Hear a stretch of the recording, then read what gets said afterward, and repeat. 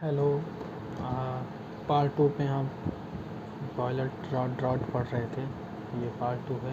अब पिछला आपने प्रेशर डिफरेंस और एच जी की वैल्यू आपने निकाल लिया था। अब आगे हम देखते हैं hot gas velocity and chimney में जो हॉट गैस की वेलोसिटी आप कैसे निकालोगे। आपको पता है कि बर्नौली इक्वेशन अगर हम देखें तो पी बाई रो जी और plus c square by 2g plus z equal to constant. यहाँ पे आप देखोगे तो पी बाई रो जी आपका प्रेशर हेड था और सी स्क्वायर बाई 2g आपका काइनेटिक हेड है और जेड क्या है आपका एलिवेशन हेड है। ठीक है, तो यहाँ पे आप देखोगे तो हमें यहाँ पे क्या निकालना है, काइनेटिक एनर्जी निकालना है क्योंकि फ्लो हो रहा है।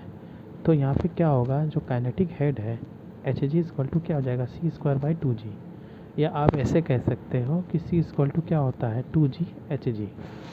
ठीक है, यहाँ पे क्या है, आप यहाँ पर आप अगर देखोगे तो एक हेड लॉस भी होगा। डार्सी वेस्कबैक जो है एक हेड लॉस होता है डार्सी वेस्कबैक में। अब यहाँ पे अगर आप हेड लॉस देखोगे तो सी इक्वल टू क्या हो जाएगा, अंडर रूट 2g ब्रैकेट में H G minus h F. ठीक है, अब ये जो आपका ये जो हेड लॉस है इसका कोई कोई असर नहीं है, कोई नहीं है। न्यूमेरिकल में कभी कभी हेड लॉस के बारे में पूछता तो ये फार्मूला आप यूज़ कर सकते हो। आइडली कभी न्यूमेरिकल में आपको एच एफ की वैल्यू नहीं दिया रहेगा। अगर यहाँ पे हम एच जी कॉमन ले लें तो ये क्या हो जाएगा, 1 minus h f by h जी हो जाएगा। अब वैल्यू ऑफ जी की वैल्यू अगर हम पुट करते हैं तो 9.8 होता है और यहाँ पे अगर हम 9.8 हो गया मल्टीप्लाई 2 हो गया तो इसको अगर हम बाहर करेंगे तो 4.43 हो जाएगा। तो यहाँ पे सी इक्वल टू क्या हो जाएगा, 4.43 under root h g bracket में 1 minus h f by h जी।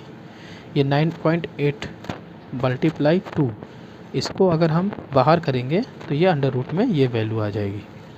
अब ये जो पूरा सेक्शन है आप ये देखेंगे, ये वाला यहाँ 4.43 और ये जो लॉसेस हैं इसकी वैल्यू हम यहाँ एक के रख लेंगे इस पूरे लॉसेस की, और इस वैल्यू इसको क्या कर देंगे, के रख देंगे। और फिर जो एच जी बचा है वो अंडर रूट एच जी हो जाएगा। ठीक है, हाइट ऑफ फ्लू गैसेस। अब यहाँ इस जो के की वैल्यू होगा वो जो है कांस्टेंट है, उसमें क्या होगा, जब अगर ब्रिक चिमनी है तो उसकी वैल्यू हो जाएगी 0.825। अगर स्टील चिमनी है तो उसकी वैल्यू क्या हो जाएगा 1.1। अब यहाँ पे हमने वेलोसिटी निकाल लिया। वेलोसिटी आप इसके वाले फार्मूले से भी निकाल सकते हैं, इस वेलोसिटी इधर से भी निकाल सकते हैं, दोनों से निकाल सकते हैं। अब यहाँ डायमीटर ऑफ चिमनी देखेंगे तो आपको पता है कि velocity of hot gases multiply density. अगर आप डिस्चार्ज रेट देखो तो डिस्चार्ज रेट कैसे निकालोगे, यहाँ पे अगर डिस्चार्ज रेट देखोगे तो यहाँ पे डिस्चार्ज रेट जो होगा वो क्या होगा, डिस्चार्ज रेट इक्वल टू क्या हो जाएगा, area multiply velocity of gases हो जाएंगे। ठीक है, तो यहाँ पे अगर आप देखो जैसे डिस्चार्ज रेट हो गया डी आर इक्वल टू क्या हो जाएगा, एरिया मल्टीप्लाई सी।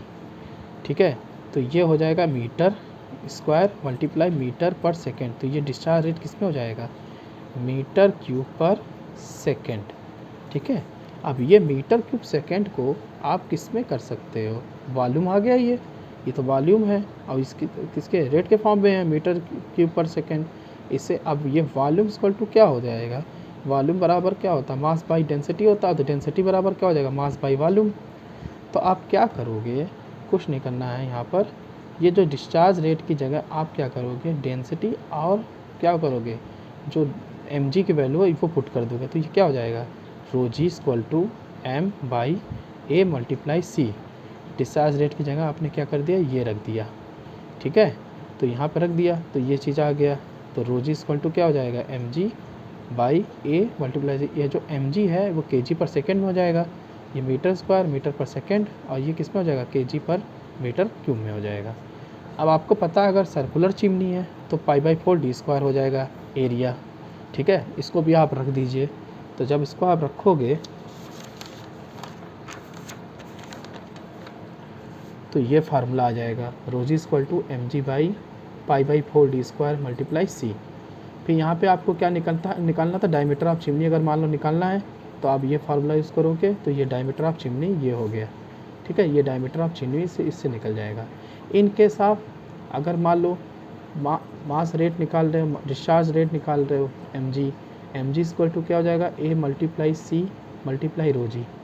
तो सी की जगह आप ये रख दो जो आप पिछली बार निकाले थे, तो ये आ जाएगा, ये निकल आया, तो ये आ गया mg हो गया, ठीक है, kg पर सेकेंड में निकल आया। इन केस आप आइडियल गैस अगर है तो आइडियल गैस है तो क्या हो जाएगा, Pg इक्वल टू क्या हो जाएगा, रो जी आर टी जी, यही होगा, क्योंकि यहाँ पे क्या है वॉल्यूम, यहाँ पे Pv आता था Pv, तो यहाँ V रख दिया, तो वहाँ पे मास 1 हो गया, तो मास बाई वॉल्यूम की जगह क्या कर दिया हमने, डेंसिटी रख दिया। तो इसके बाद क्या हो जाएगा, ये रोजी की जगह आपने वैल्यू सारा पुट कर दिया, तो mg बराबर क्या हो जाएगा, A मल्टीप्लाई रोजी और बाई आर टी जी के रोजी हो जाए अंडर रूट एच जी हो जाएगा, ठीक है। ये हो जाएगा आपका discharge through chimney can be mathematically. अब इसके बाद देखो, अगर मैक्सिमम डिस्चार्ज अगर निकालना है, अगर आपसे पूछ ले कि मैक्सिमम डिस्चार्ज निकाली, तो इसको क्या करो, आपको डेरिवेट करना होगा। अब मैक्सिमम डिस्चार्ज किस में होगा, मैक्सिमम टेम्परेचर पे होगा, तो मैक्सिमम टेम्परेचर के अकॉर्डिंग आपको डेरिवेशन करना पड़ेगा, t m g by t t g. तो इसको जब आप इसको डिफ्रेंशिएट करोगे तो पहले क्या करना, एच जी की वैल्यू इसमें पुट कर देना, ठीक है। एच जी की जब वैल्यू पुट करोगे तो इस तरह से एक फार्मूला आएगा, तो इसमें क्या करो, जब एच जी की वैल्यू पुट करोगे तभी करना। तो यहाँ पे क्या करोगे, ये जब ये आ जाएगा, इसको आप डिराइव कर दोगे, तो ये आ जाएगा 2 ब्रैकेट में m+1 by m t g by t a. तो ये एक रिलेशन बन गया, टी जी इक्वल टू क्या हो जाएगा, 2m+1 by m T A, ये हो गया, क्योंकि इसमें आपने क्या किया, मैक्सिमम डिस्चार्ज निकाल लिया, ठीक है। इसके बाद क्या करना, मैक्सिमम प्रेशर अगर निकालना हो तो मैक्सिमम प्रेशर के लिए ये वैल्यू पुट करोगे, ठीक है। ये वैल्यू जब आप रख दोगे तो ये आ जाएगा।